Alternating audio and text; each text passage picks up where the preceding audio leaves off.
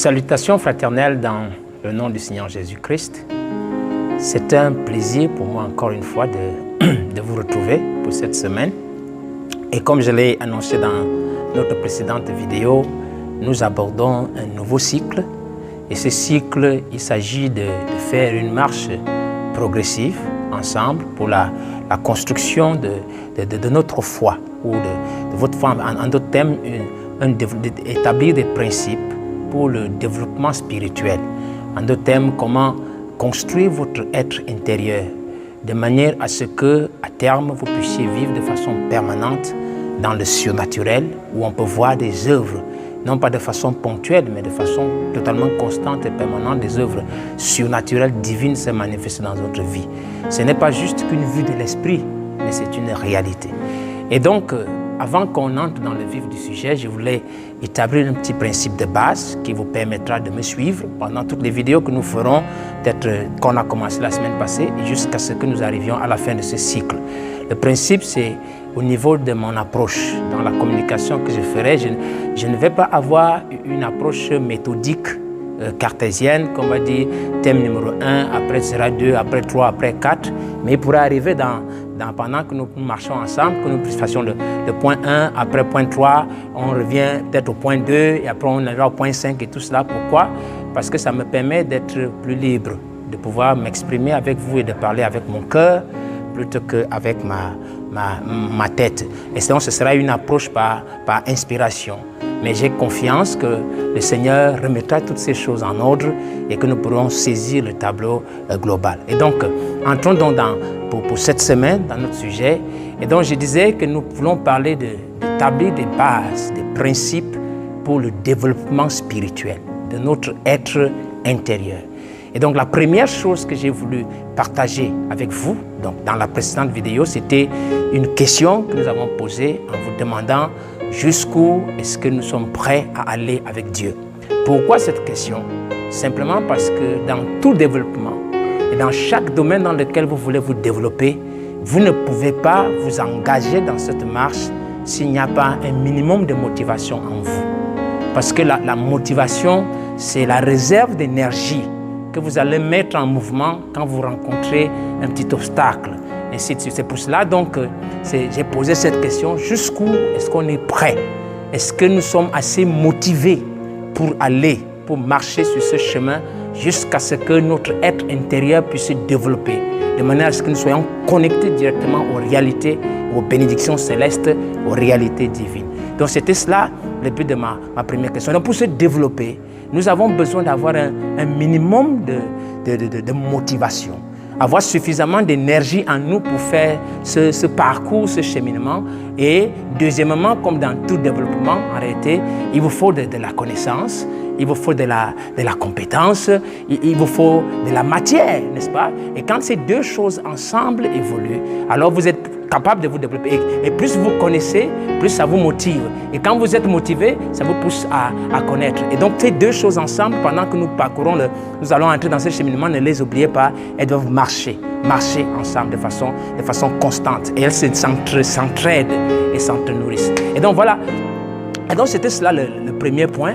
Jusqu'où est-ce que nous sommes prêts à aller?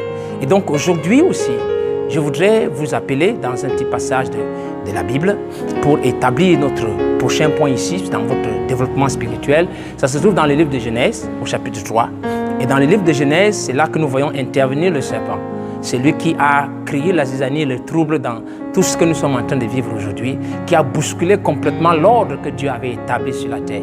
Et si vous prêtez attention à cette lecture, j'espère que vous le lirez aussi avec un autre texte que je vais vous donner tout à l'heure, vous vous rendrez compte que le serpent, quand il aborde Ève, alors ce qu'il se passe, c'est qu'il a posé une question.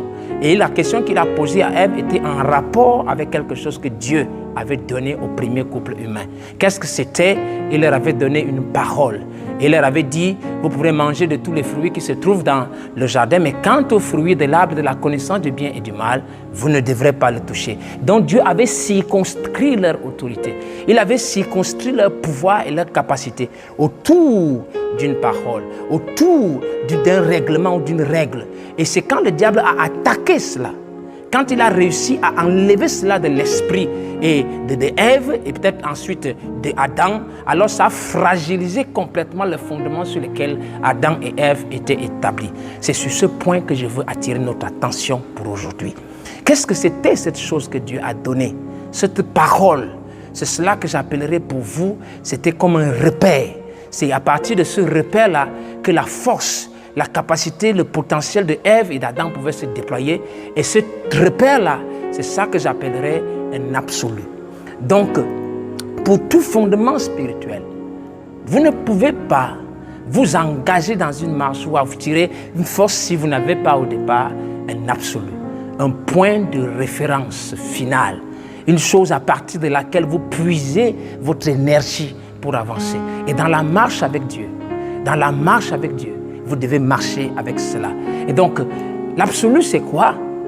C'est une image que nous nous fixons pas que nous nous fixons, mais qui est fixée dans notre esprit et qui représente en réalité la réalisation pleine de toutes les ambitions qui sont dans notre cœur.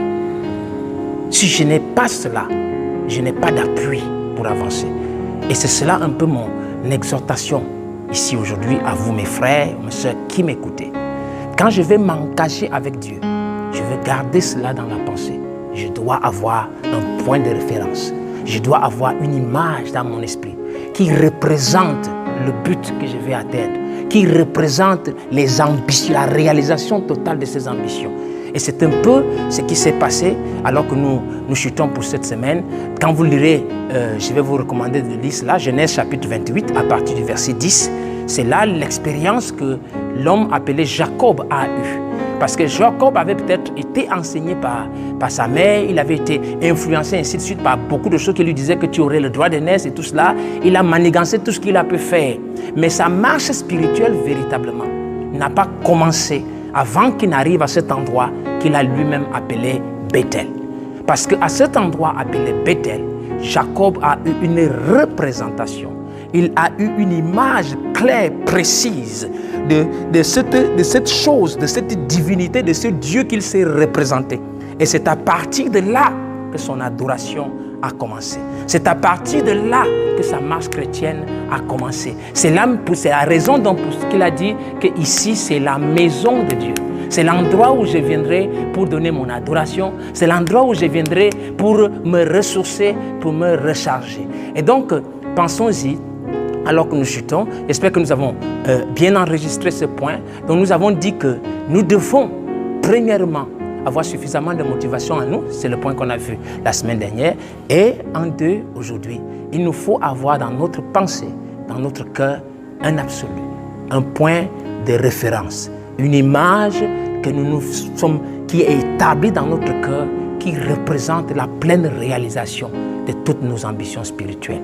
La semaine prochaine, par la grâce de Dieu, nous allons travailler ensemble sur comment on construit, comment cet absolu se bâtit en nous. Mais jusqu'à ce que nous nous retrouvions, j'espère que vous lirez ce passage que je vous ai recommandé dans Genèse chapitre 28 à partir du verset 10, dans l'histoire de Jacob.